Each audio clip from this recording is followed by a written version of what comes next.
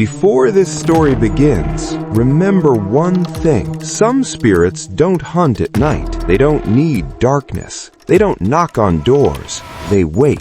They watch children grow, learn their names, memorize their voices, and when they finally come for you, it's already too late. Because once you hear this sound, bah, bah, bah, she is already standing behind you. This is not a legend meant to scare children. This is the reason some villages in Okinawa still lock their doors before sunset. And this is what happened inside an orphanage that should have never been built.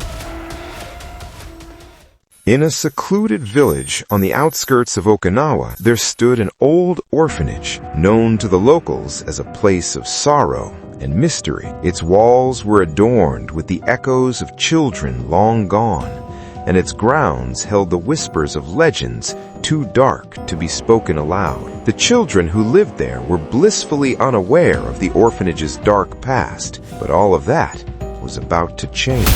The night was still. Inside the orphanage, the children were fast asleep, except for a young girl named Yui. Yui was a curious and brave child, always the first to explore and the last to retreat. That night, she lay awake staring at the ceiling, unable to shake off an uneasy feeling that had settled in her chest. Yui's unease was accompanied by a strange noise that seemed to come from the forest bordering the orphanage grounds. It was faint at first, almost like a distant echo, but it grew louder and more insistent. She sat up in bed, her heart pounding, and listened intently. Unable to ignore the sound any longer, Yui decided to investigate. She slipped out of bed and tiptoed outside. The sight that met her eyes made her blood run cold. A tall, white figure stood at the edge of the forest, its long, dark hair cascading down its back. The figure seemed to be watching the orphanage, swaying gently as it let out the haunting sound. It was now a rhythmic chant, hypnotic and eerie.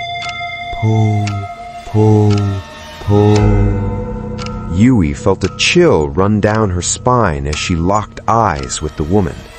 The woman's lips curved into a sinister smile, revealing sharp, pointed teeth. Yui took a step back, her instincts screaming at her to run, but her feet seemed rooted to the ground. "Yui!" The shout snapped her out of her trance. It was Hiroshi, one of the older boys from the orphanage. He had followed her outside, worried about her safety. The tall woman turned her gaze to Hiroshi, and the air grew even colder. "Run!" Hiroshi yelled, grabbing her hand and pulling her away from the figure.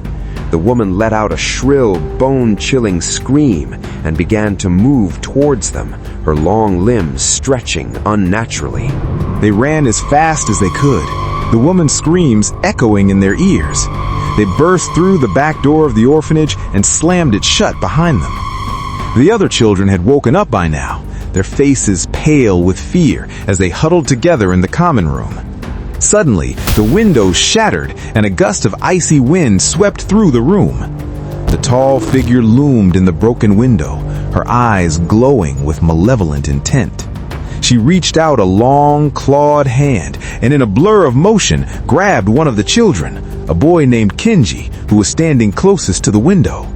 The children screamed in terror as the woman lifted Kenji effortlessly, her jaw opening wide to reveal rows of sharp, glinting teeth. Kenji's screams were abruptly cut off as the spirit bit down, blood splattering across the room. The headmistress quickly took charge. She was a stern but kind woman, well versed in the local legends and protective rituals. She gathered the children around her. "That was Hachishakusama," she said, her voice trembling slightly. "An ancient spirit that preys on children. We must protect ourselves." She handed each child a protective talisman and instructed them to stay inside, no matter what they heard or saw. "When I was a young girl, I too encountered Hachishakusama. She devoured my best friend before my eyes, and I was lucky to survive. Since then, I've dedicated my life to protecting children." She then drew a circle of salt around the common room and placed candles at each corner, chanting prayers to ward off the spirit. In the middle of the night, Yui awoke with a startle. She could feel the presence in the room, something cold and malevolent. Her eyes darted around the dark room, and her heart raced as she heard a faint, familiar sound. Paw, paw, paw. She glanced around and saw Hiroshi, his eyes wide open and filled with terror, staring at the far corner of the room. There, standing in the shadows, was Hachishakusama.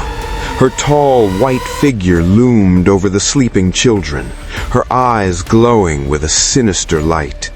Yui tried to scream, but no sound came out. She watched in horror as Hachishakusama reached out and grabbed Hiroshi by the ankle, pulling him towards her. The other children woke up, their screams filling the room as they saw the horrifying scene unfold. The headmistress rushed into the common room. Hachishakusama released Hiroshi, who collapsed to the floor, his leg mangled and bleeding profusely. The spirit let out one final bone-chilling scream before disappearing into the shadows. The headmistress rushed to Hiroshi's side, applying pressure to his wound. "You're safe now," she whispered, tears streaming down her face. Hours later, Hiroshi was resting in the infirmary. The other children had finally fallen asleep, still shaken by the night's events. The room was quiet, save for the soft breathing of sleeping children. Suddenly, Hiroshi's eyes snapped open, wide with terror. He let out a blood-curdling scream that jolted the other children awake. The headmistress rushed to his side, but before she could reach him, Hiroshi passed out again, his body limp and unresponsive. The children huddled together, fear gripping them once more. The headmistress tried to calm them, but her own heart was pounding with dread.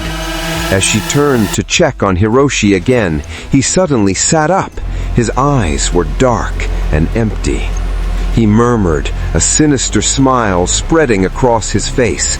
The children screamed in unison, the sound echoing through the orphanage as the terrifying realization set in. Hachishakusama hadn't been banished after all. She had found a new vessel. The room plunged into chaos, the children crying out in fear and confusion.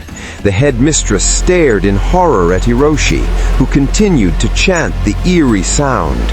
Po, po, po. The nightmare was far from over.